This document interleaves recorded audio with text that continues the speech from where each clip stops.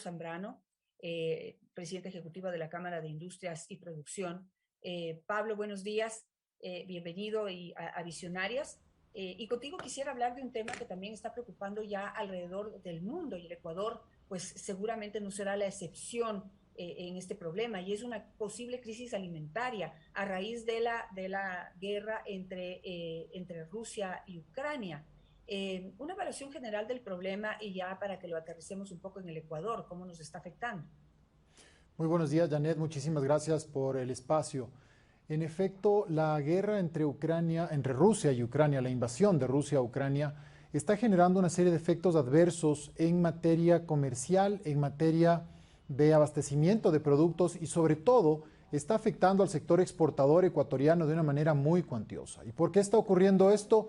Porque aproximadamente se colocan 800,000 cajas de banano en esa zona, en la zona de Eurasia, la zona de Rusia, Ucrania, Bielorrusia, donde no se puede acceder. De igual manera se están afectando y ya se afectaron muchísimo las exportaciones de flores que se hacen desde la Sierra Central ecuatoriana. Y no solamente se afectan a las empresas exportadoras, y esto hay que entenderlo muy bien, porque han habido unas declaraciones por ahí del presidente de la República en el cual señala que este es un tema de los exportadores, y esto no es un tema de los exportadores. Esto es un tema de las cadenas productivas que están alrededor de la exportación.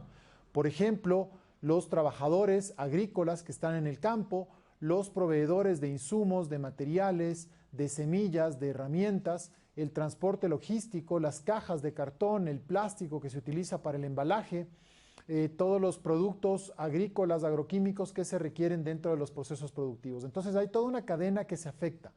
Pero también se afecta mucho el empleo y esto es lo más grave.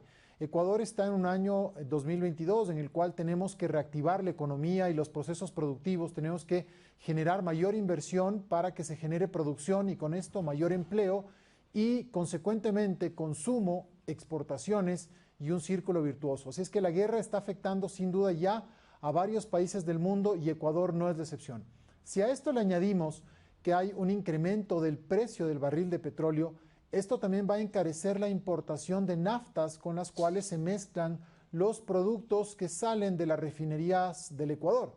Con eso entonces también hay un incremento en los costos en el transporte y mire usted lo que ocurre, el diésel industrial que no tiene ningún subsidio, de igual manera ha sido incrementado en más de un 30% y esto también va a afectar a las cadenas productivas industriales que utilizan este combustible en sus procesos productivos.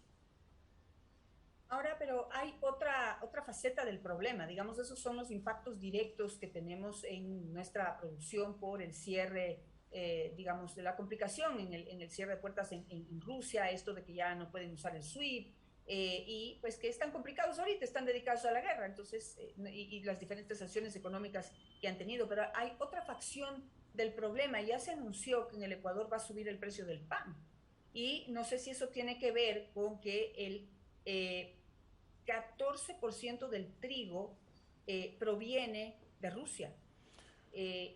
Pues decía por acá, según estaba leyendo esta nota, que hay por lo menos unos 50 países que dependen casi al 100% del suministro de trigo de Rusia. ¿Cuál es nuestra situación y por qué va a subir el precio del pan? Lo que ocurre es lo siguiente, aquí se produce un efecto cadena, ¿no es cierto? Una reacción en cadena. Si es que los 50 países que dependen del trigo de Rusia y también de Ucrania, porque Ucrania tiene grandes campos, grandes extensiones de trigo, entonces van a recurrir a otros proveedores y esos proveedores serán seguramente Canadá, Argentina y Estados Unidos. Y Ecuador importa su trigo fundamentalmente de estos tres países, de Canadá, Estados Unidos y Argentina. Entonces, al existir una sobredemanda de este producto, de este bien que es la materia prima para el pan, que es el trigo, se va a producir un incremento en el precio de esa materia prima. Ya estamos viviendo además un incremento de materias primas producto de los costos del transporte. La guerra de igual manera ha involucrado una serie de, digámoslo así, desconexiones en materia logística. Ya veníamos con el problema de la pandemia del COVID-19 con altísimos costos de transporte y esto se va a incrementar y se está incrementando ahora nuevamente. Entonces hay todo un efecto en cadena. No es que no nos afecta la subida del precio del petróleo, la subida del precio del petróleo va a afectar los costos de combustibles, y combustibles utilizamos en todos los medios de transporte, las materias primas, los agroquímicos. Rusia y Ucrania concentran aproximadamente el 18% de todos los agroquímicos que se producen en el mundo. La urea, que es tan necesaria, por ejemplo, para fertilizar los campos. Entonces, sí se pueden generar estas condiciones complejas del incremento de materias primas que sin duda pegarán en el precio final. De igual forma, muy lamentablemente, la inflación, estos efectos de inflación se están viviendo en un escenario previo a la guerra. Lo que ha ocurrido en Estados Unidos, por ejemplo, lo que ha ocurrido en varios países latinoamericanos, sin duda nos tiene que llevar a pensar en que no podemos estar desprovistos de una agenda de competitividad en el Ecuador que nos permita establecer unas mayores ventajas para la producción en general. Y cuando yo hablo de la producción, no solamente me hago referencia a las grandes empresas o a las medianas empresas, sino hago referencia fundamentalmente a las cadenas productivas, a los encadenamientos productivos que se generan, como expliqué hace un momento, desde el campo, pasan por todo el proceso productivo, el transporte, la logística, la transformación productiva y obviamente la comercialización hasta que llegan los productos de nuestra casa. La FAO ya advierte de una posible crisis alimentaria a nivel mundial por la gran cantidad de productos que pues salían de Rusia y de Ucrania. Por ejemplo, dice que Moscú y Kiev son los mayores proveedores de colza, que es un vegetal cuyas semillas se extrae del aceite de canola y participaba en el mercado mundial con el 52% de exportación de aceite de girasol. Y ese, bueno, si bien ese es un problema, me pongo a pensar si esa no es una oportunidad para los vendedores de aceite de palma africano. Es decir, al haber una escasez de aceite de girasol es una gran oportunidad. Y entiendo que el aceite de palma y la palma en sí está subiendo de valor de una manera increíble. Creo que está en más de $300 la tonelada. Sin duda se ha visto un incremento de precios en distintas materias primas. La palma es una de ellas. El sector palmicultor pasó por momentos muy difíciles, muy complicados en el Ecuador, producto de una enfermedad que había que impidió y de hecho hizo que muchas plantaciones tengan que ser levantadas y plantadas nuevamente. Entonces, estas oportunidades que podrían generarse para un sector, sin duda también hay que verlas como positivas, si es que algo tiene de positivo esta absurda guerra que se está dando. Pero lamentablemente, si es que uno hace una evaluación, un análisis en conjunto, en concreto, vemos que esta guerra lo que está generando es una serie de situaciones de interrupciones de cadenas logísticas. La afectación grave que se va a dar, por ejemplo, en las exportaciones en la costa, sin duda va a pegarle directamente al empleo y eso nos debe llevar a pensar. De igual forma, las oportunidades que podrían generarse para buscar otros mercados no son sencillas. Encontrar mercados para colocar, por ejemplo, nuestras frutas, nuestras flores y las exportaciones que hacemos a la zona de Eurasia es un tema que nos tiene que llevar a pensar en que la agenda comercial del Ecuador tiene que ir avanzando y sobre todo una agenda comercial que nos permita mercados complementarios como el de Estados Unidos, que van a ser fundamentales en el mediano y corto plazo para poder avanzar y adelantar esas negociaciones comerciales. Creo que el mundo en este momento está pasando por una situación de complejidad. No terminamos todavía la pandemia, entramos en una situación de guerra, no hay todavía una luz al final del túnel para saber cómo se va a terminar esta situación. Vemos que incluso en la propia Rusia la ciudadanía con buen criterio está protestando en contra de la guerra y esto es adecuado, digámoslo así, exigiendo la paz, porque deberíamos concentrarnos en la recuperación y reactivación económica antes que pensar en conflictos graves que lo que están generando es, como decía hace un momento, una cadena de situaciones confusas, difíciles, un incremento de precios, una presión en los precios y una inflación que a nadie le conviene. Sí, y dice la FAO, volviendo al impacto mundial ya que podría tener esto y que seguramente de una u otra manera nos va a afectar, pero que vamos a tener déficit de alimentos en el norte de África, Asia y el Próximo Oriente. Como siempre, este tipo de procesos en donde no hay coherencia, en donde no hay conciencia sobre los efectos que pueden ocurrir y que ya están ocurriendo, siempre golpean a los países y a los sectores más pobres. Pablo, pero mientras se está produciendo toda esta crisis y que nos está afectando directa e indirectamente, el gobierno anuncia un próximo TLC con México o un acuerdo comercial con México, un acuerdo comercial con China, acaba de firmar un acuerdo con Guatemala también Corea del Norte y no sé cómo llamarlo, un acuerdo, no sé si se puede llamar acuerdo comercial o algunas normativas, reglas que se están poniendo sobre la mesa para poder entrar a los Estados Unidos sin tanta restricción. Este, Frente a las dificultades que estamos teniendo en este momento, ¿son estas oportunidades?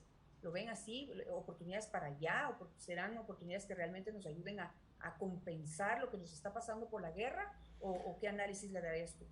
En materia comercial es fundamental decir y mencionar que Ecuador está muy atrasado con su agenda comercial. Si nosotros nos comparamos con nuestros países vecinos, con Colombia, con Perú, con Chile, que tienen aperturas comerciales con el 80% del mundo, con el 60% del mundo, Ecuador apenas tiene acuerdos en el marco de la ALADI, es decir, con Latinoamérica, con la Unión Europea, con varios países en Centroamérica, pero nos falta dar ese gran paso hacia Estados Unidos.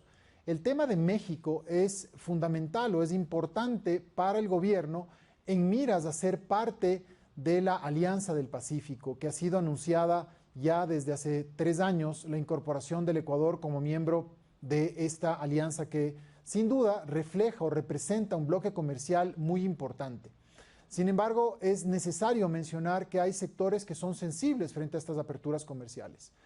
Después se ha anunciado también la negociación comercial con China, ya se han nombrado jefes negociadores, tanto por China, por parte de China, como por parte del Ecuador. Nosotros como sector privado, como sector industrial y como sector productivo en general, tenemos que estar muy pendientes de cómo se lleva a cabo esa negociación. Tiene que ser una negociación absolutamente técnica, una negociación que establezca claramente cuáles son los principales factores que van a beneficiar al país. Aquí no estamos hablando de sectores productivos, no estamos hablando de grupos empresariales, aquí estamos hablando del país. Tenemos que negociar de una manera tal que nos permita beneficiar al país. Por ejemplo, fomentar nuevamente encadenamientos productivos, fomentar exportaciones, generar mayores inversiones en el país para que esas cadenas productivas se puedan enriquecer y se pueda repartir lo que se pueda generar. Es decir, la riqueza es lo que hay que repartir, ¿no es cierto? Y para generar riqueza necesitamos atraer inversiones.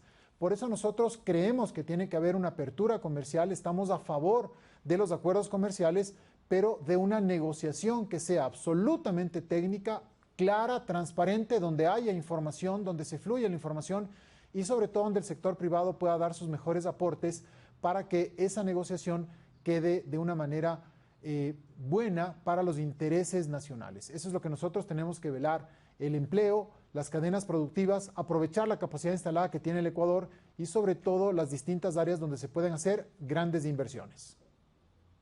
Pablo, pero eso justamente no lo están garantizando los distintos gremios y representaciones empresariales al pertenecer al cuarto adjunto, porque ayer entrevistamos al ministro de la Producción y dijo que digamos, todas esa parte técnica y esos cuidados que hay que tener con ciertos productos, esos productos que quizás entren en unas segundas etapas, como el camarón a México, justamente todo esto se está preparando y se está garantizando de que sea una buena negociación, siendo acompañados por el sector empresarial a través del cuarto adjunto. ¿No es así?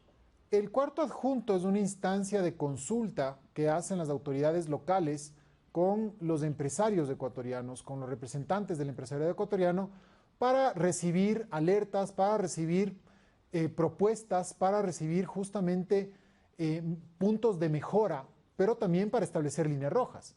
¿Por qué? Porque existen en las negociaciones comerciales una serie de dinámicas y una serie de, digámoslo así, beneficios y herramientas que deben ser utilizadas. Un tema que es fundamental es el tema de la defensa comercial.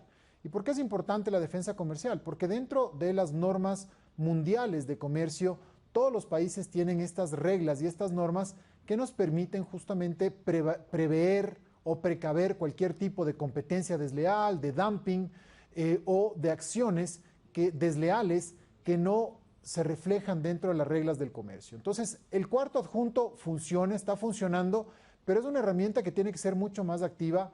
Responsabilidad es nuestra de parte del sector productivo, del sector privado, de llevar insumos y de hacer propuestas técnicas dentro de esa instancia. Pero de ahí, ¿qué ocurre?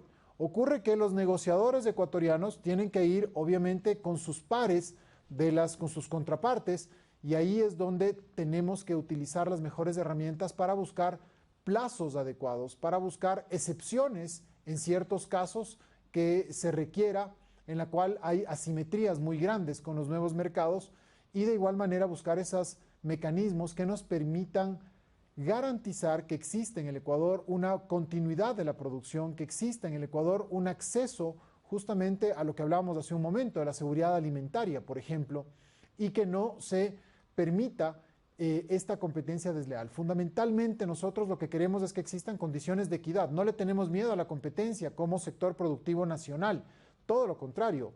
Promovemos la competencia, pero esta competencia tiene que ser una competencia sana, leal, en igualdad de condiciones. Y, por ejemplo, un tema que son los salarios. El salario básico en México es infinitamente inferior.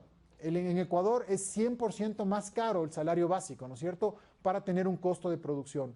O el tema logístico, de igual manera, en Ecuador no tenemos tanto acceso logístico como lo tienen en otros países. Por eso, entonces, todas estas condiciones de trámites, de tramitología, que es tan difícil y tan complejo emprender en el Ecuador, se requiere cambiar. Por eso estamos de acuerdo con la agenda comercial, pero tiene que haber una agenda de competitividad que también es responsabilidad del ministro de la Producción.